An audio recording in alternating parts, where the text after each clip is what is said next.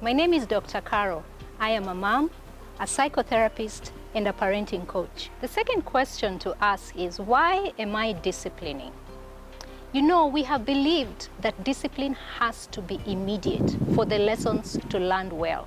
So when a child behaves a certain way, we want to quickly nip it in the bud so that we can move forward to other things. Well, that is relevant, but it's probably just relevant in behaviors that are risky. For example, if a child runs off into the road and it's a road that vehicles pass, you know, at high speed, even at low speed, it is important that that behavior is nipped in the bud immediately because it's life-threatening to the child. But not all behaviors must be disciplined immediately. When you look at discipline from a larger perspective, discipline is about instilling the values in a child. The key word here being values, so that eventually when they are away from you, they can survive and they can thrive. So when you think about discipline with that larger perspective, then you realize that you really do have time to work with this child. This is one behavior. So when you think about what it is or why it is that you're disciplining, you need to think about values. So again, back to our example, your 11-year-old came home. We have realized that they've been lying for the last 2 weeks. Really, as you step back, ask yourself, what values do I want to teach this child? And when you think about those values, the values of honesty and the values of responsibility, then you can rest assured that you have a longer time. You don't have to do something immediately. I hope this has been helpful to you as a parent. Join me in the next session as we tackle more questions to ask when it comes to discipline. Hi guys, karibuni kwenye Malezi Bora. My name is Juliet and today we are doing it in style. Na leo tuko hapa Rongai, we are going to meet an amazing mom. Atashare na sisi story yake ya motherhood. And as I always say, motherhood ni fun, you know. Yani kuraise tu watoi kuona wakigrow, to see the milestones. It's fun. Atashare na sisi hayo yote. And also, kama pia wewe pale home uko na an interesting story yenye ungetaka kushare na sisi, unaweza tupata kwa socials at KTNBTV and my personal socials at Julin Megan. So join me, wacha to meet this amazing mom.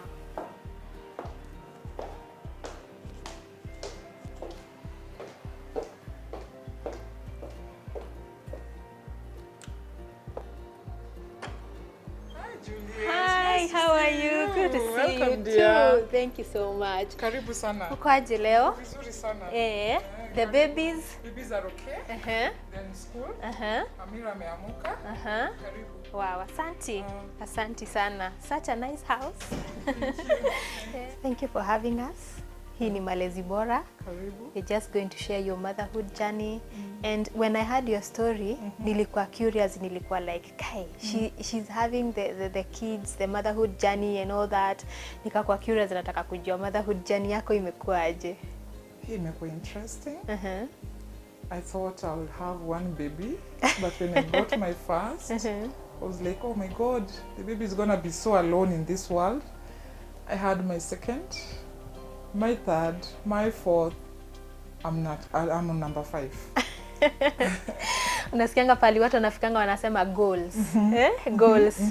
I think nitasema your statement. Number 5. Nisimamia hapo pia. Yes. Wow, that's interesting. And is there something yenye ilikufanya like after umepata mtu wa kwanza, you felt like, I need another baby. I need another baby. Is there something yenye ilikuwa inakupush? Yeah, like when I had my first baby, it took like a year or so and I had conceived my second born. The reason was my firstborn came way too early. He came like 5 weeks early. 5? So yeah, so he was sickly on and off in hospital. At 2 months, he had the hernia surgery. At only 2 months old, he was like 4 kilos because I had him at 2.2 kilos. So I was like, wow, let me have another baby and just see how it will go, because it was a bit scary at first. I was like, oh, my baby is so sickly, Yes, yes. And how has the experience been like? Okay, compare the first, you know, the pregnancy. Okay, I'm trying to imagine. It's like you've been pregnant like each and every other year. Yeah, from 2015, I've been pregnant until 2019 when I had my 5th born. Okay. I was pregnant in 2015. I gave birth in 2016. Conceived in 2017. Gave birth in 2018. Conceived in 2018. Gave birth in 2019. Okay, tell me, umemanage aje? Like, okay, for me, pregnancy, the journey itself, si eti inakuanga kitu rahisi, you know, it's not that easy. So, tell me, how have you managed? It's been smooth for me actually. I've really enjoyed it. Wow. I can say that. I've had a very smooth pregnancy all through. No vomiting, no nausea, no nothing, apart from my last born. Towards the end, I had preeclampsia, but I've really enjoyed it. I've not had any sickness or anything that I can say. Yes. Wow. And yes. hiyo inakufanya ufilaje? Maybe at this point, you're looking forward to another baby and another. I'm just curious. I know. I think you just embrace it and you know what you want. And you say, let me have these babies once and for all. Nisahau hii mambo. Say I have one baby, stay for 5 years again, think about it. The baby is like 8 years, then I have another baby. I just wanted to do it and forget about it. Yes. Wow. Yes. Na kuna mtu labda ulikuwa unaangalia unaona, okay, this person amemanage, amepata watoto, ama maybe ni from kwenyu background, kwenyu mko wangapi? We're only 3. And I don't know any person who's had like 4 kids. I don't know. Yeah. Wow. Yeah. And hiyo time yote, the pregnancies, ama the experience ya kuraise mtoi, like for me personally, nili notice with my first baby, the experience was totally different. Ata labor, everything, it was totally different nikicompare na the other one. So for you, how can you like maybe compare the first pregnancy, the second one, hivyo hadi the last one? Ni vitu gani umenotice zimekuwa tofauti from this pregnancy na hii nyingine? Okay, the first I got so tired. Like from number 2 onwards, it has been smooth sailing because I know what to expect, smooth sailing. But the first one, I strained a bit. Yes, I strained kidogo. Kuchoka, unasikia harufu ya food, but the others, it was smooth for me. Yes. Wow. Yes. And maybe venye sahi ule mkubwa wako? Ana turn 10 in March. Wow, this year. Yeah.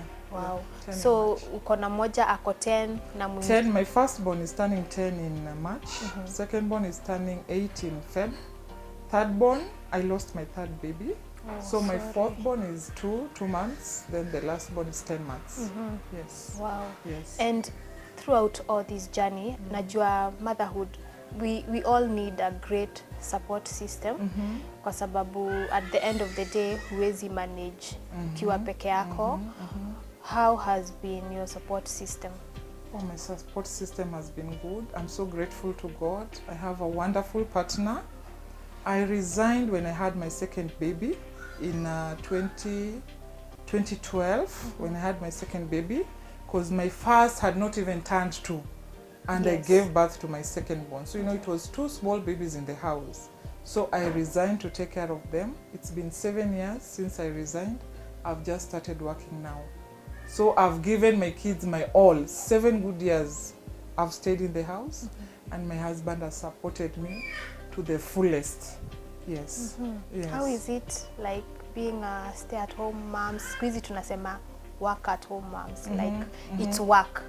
Because raising babies, it is work. It You is don't work. rest, you don't have leave, you don't have weekends. It's work throughout. How has it been for you? I have enjoyed for it. the 7 years? I've enjoyed it. I've enjoyed it so much. Yeah. Yes. And nini unaweza sema like has been your highest moment, like ile you can say, wow, this is it? What is that? Yeah, like I look at my first 2 kids, I'm like, oh my God, when did you guys grow? You know, it has gone so fast. It has gone so fast that sometimes you don't even realize it. So when someone comes, like mwenye hajawaona for long, anasema, hey, watoto wako wamegrow. Yeah. Yeah. Wow.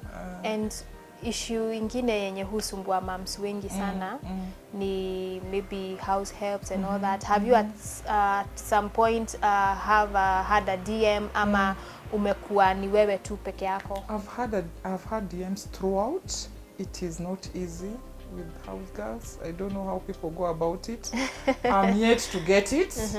I'm yet to get it to a point in I think in 2016, I didn't have a DM for the whole year. Yeah, I don't know how people do it. I'm yet to get it in that area. Yes, wow. yes. And umekuwa it's a struggle for me, really, yeah. Up to now? Yes, up to now. Wow. Na umekuwa ukikopaje like hiyo time yote? Unajua, for example, kama mimi, tuseme natoka, kuna siku niko home, siku zingine natoka. So for you, like uko home, uko na DM, how is that experience? It's good because mostly I do everything. I wash my babies, prepare their food and all. So DM ni kama natoka. For example, natoka naenda mahali, washing, cleaning, hiyo ndio yeye anafanya. But tunasaidiana. Yeah. Okay. So zile sina, I bring mama wash, anafua, akienda. Yes. Wow, wow. And any other support system that you can say ndio imekuwa support system yako, maybe your other family members, your friends around? Not really, not really. My sisters are out of the country. We are only 3 of us. So it's just me, my husband and the kids. Yes. Wow. I don't have my parents passed away. So I really don't have that support system as in watu wengine. Ni mimi tu. Yeah, ni mimi tu. Yeah. Wow. And that moment yenye ya, you know, like that moment when you feel like you need your own time away from the kids. You know, you've been doing this for the past 7 years. Do you catch up with other fellow moms? Yes, I do. And I do catch up with my friends. Yes, I do. I do, yeah. How everybody needs their own time. Yes, I do. I switch off my phone and just go. Yes, I do. And now, how has it, like, tuseme for example watoi wametoka shule, maybe you can like give us like a typical day, how you arrange yourself, kutoka asubuhi utafanya hivi hadi jioni? Like before I sleep, I prepare their lunch because they carry food to school. Okay. I prepare their lunch. In the morning I wake up at 5, make breakfast, prepare everything, their school bags, their toothbrushes, you have to put toothpaste and all. At 5:30 I wake up my 2 eldest, dress them up, help them dress up, breakfast, they go to school by 6. At around 6 my daughter wakes up, I prepare, wash her, feed her, take her to the school bus at 7. Then I go back to sleep, wake up at 8, shower and go to work. Yes. So how is the experience now that you just started working? You've been like umezoea kukua like kwa nyumba throughout, and maybe if you're stepping out ni dakika kidogo alafu unarudi. Now that you're working, your experience iko aje? How is that transition? Okay, I'm trying to manage it because in the morning, like when I wake up so early, I even prepare supper when they come back in the evening. But then the time I leave work at 7, you should see me driving. I drive so crazily because I miss them so much. I think I don't know. I'll grow into that. I'm not used to leaving them so much. I've just started working in December. Yes. Wow. Yes. And you're loving the experience so far? How is it? I am. I have to. You know, like I can't stay with them throughout. I also have my own life. They have their own lives. Yeah. Okay. Yeah. And throughout hii time yote yenye umekaa na watoi, like most of us maybe tunaweza taka but hatuna hiyo opportunity as moms, unajipata uko kazi and all that. Ni nini haswa ndio umelearn when it comes to the upbringing of the baby? Yeah, ni nini the most important thing yenye umelearn? Nimelearn as in they need you. There are some things they want to talk to you about, how their day was, what the experience is. They want your company, you take them somewhere, they spend time with you also.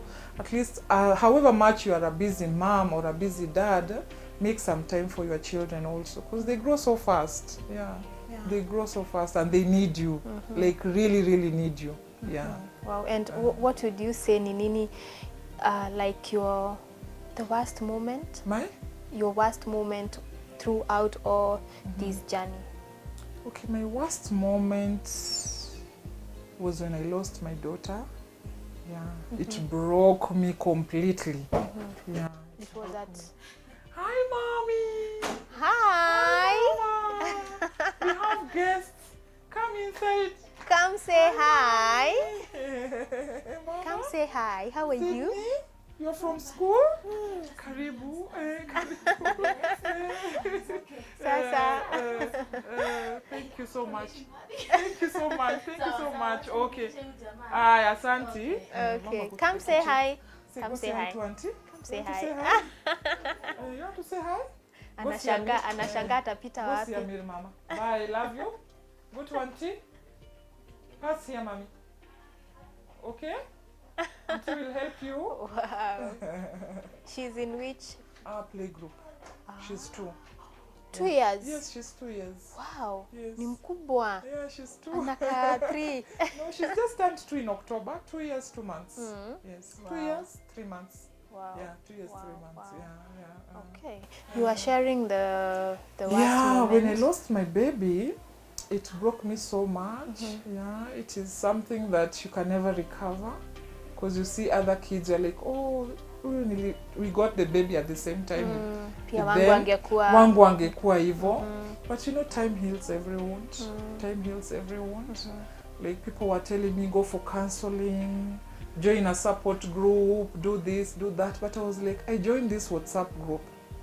The topic of the groups is like, not ilikuwa group ilikuwa inaitwa nini, something. But I didn't want to associate with that. I just wanted my baby to rest. I needed to heal. So the more I'm into these groups, the more I'm into the counseling and all, I'm not healing. Every time it's like I'm opening up my wound. So I'm still in the process of healing. But if I'm just talking to a mom who's out there who's lost their baby, if you need the counseling, if you need the groups, you can join. But for me, I didn't feel like I needed it. I just said, let my baby rest. It's okay. She's in a better place. Yeah, and I move on with life. Wow. Yeah. It happened lini, and what was the cause? I can't tell. She it was not at sick. birth? No, she was 5 months old. Oh. Yeah, and I was with the baby. I was with her. Like, so she was in the bedroom, and I went to pick my breakfast in the kitchen. So I'm coming back, she's foaming in the mouth. Yeah, and she was not sick. She was so much okay. So I rush her to Hosi, just here. They tell me the baby is dead, just like that. My. Yeah. So sorry for that. Yeah, as you say, time heals. Time heals every wound. Yes. Yeah. Sometimes you're okay, sometimes you feel like crying. Yeah. It never goes away, because venye tu umesema ukiangalia watoto wengine, they start kuna ile tu hati ya kutaka like mtoi wangu ningekuwa na yeye, angekuwa anatoshana na huyu, mtoi wangu ningekuwa na yeye, angekuwa ameenda shule. But at the end of the day, I always say, ya Mungu. Yeah, ya Mungu. The baby is not there. You can't dwell there. Yeah. The baby is not there. Wow. And what word would you tell moms out there wenye maybe wakona, you know, kuna mtu labda angetaka sana, you want to create that time, but maybe unapata hakuna vile unaweza kustrike your balance. Like for you, you've pulled through all those years. Unaweza waambia aje? It's a sacrifice, like any other thing. Like a new business you're starting, a new job you are going to, starting school, just like having a baby is a sacrifice. Yeah. Wow. And it comes with all these challenges. There is the breastfeeding, maziwa itoki, DM ameenda na unafaa kwenda job. Yeah, it's just a sacrifice. Yeah, there's never the best time for anything actually. It's just a sacrifice. Yeah. Na vile the nini pregnancies zako zimekuja zikifuatana. At some point haukuwa face ile challenge ya labda maziwa ama kukuwa na vitu kama cracked nipples ama you know the psychological, because I also pia kuna moms who end up in depression throughout your time. Na ni mtoto mmoja, because I can imagine sasa una raise watoi wawili na wote ni wadogo, watatu na wote ni wadogo. Unasianga moms wanasema 3 under 3 ama 4 under 3. You see, so how hiyo imekwaje? Yeah, the challenges are for everyone. Una face, ukikuwa na stress, like for me, maziwa inapotea the whole night. Una maziwa, mtoto halali, mnakaa. But then the dawn comes, it's a new day, you face it. Challenges, they are there, yeah, and you have to face them. It's not easy, yeah, it's not easy, you have to face them. Na ni nini haswa unaweza sema imekumotivate throughout all this journey? Okay, for me, like this journey, we were never, like I felt like I was an only child. Because I went to boarding school when I was 4. As in most of my life, I feel like I've been lonely. And I didn't want my kids to go through that. At least they have company of each other. Ushaonanga ile family kuna party na kuna watu. Sasa sisi hata tukwangi na party. Watu wako wapi? Yeah. Where are people? Kila mtu wako like, yeah. And my mom was full-time working. Like I hardly ever spent time with my mom throughout my life. I went to boarding school when I was 10 in class 4. Throughout up to high school. So I think that has also like imechangia. Yeah, imechangia hiyo. My staying at home, my having many kids. Yeah. Wow. Yeah. And how do you feel like when you look at your kids? Sasa kama baby hapa ametoka shule, wengine wanatoka shule saa ngapi? Wako karibu kuingia 4 tu bado. Wako karibu kuingia. How does it make you feel? Oh, I feel so nice. Yeah, and I'm glad I did it. Yes, and I'm glad we are here. Yes, yes, wow, yes. Wow. She's called? Sydney. Sydney, want to hi. say hi to Auntie? No? You don't Not want to now? say hi to me? No, mommy? Okay. Why, mommy? You want to say hi? Okay, mama. How was school? How was school, Sydney? No? We'll talk later? Okay, mama. Okay. Okay, so what would you tell moms out there as we finish, as your word of encouragement? Yes. I will tell them it's a journey chosen for us. That's why we are moms. We face each day as it comes. Try to be strong for your kids. Don't break up.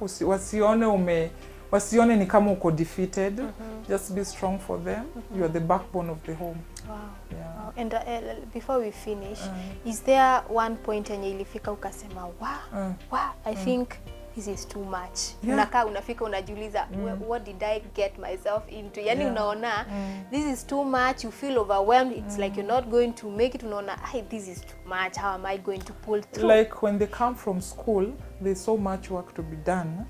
There's homework, there's shower, there's tea, there is dinner serving. By the time wanalala 8, unasikia tu hutaki kuongea na mtu anymore. Because kuna kesi, kuna kupigana, kuna...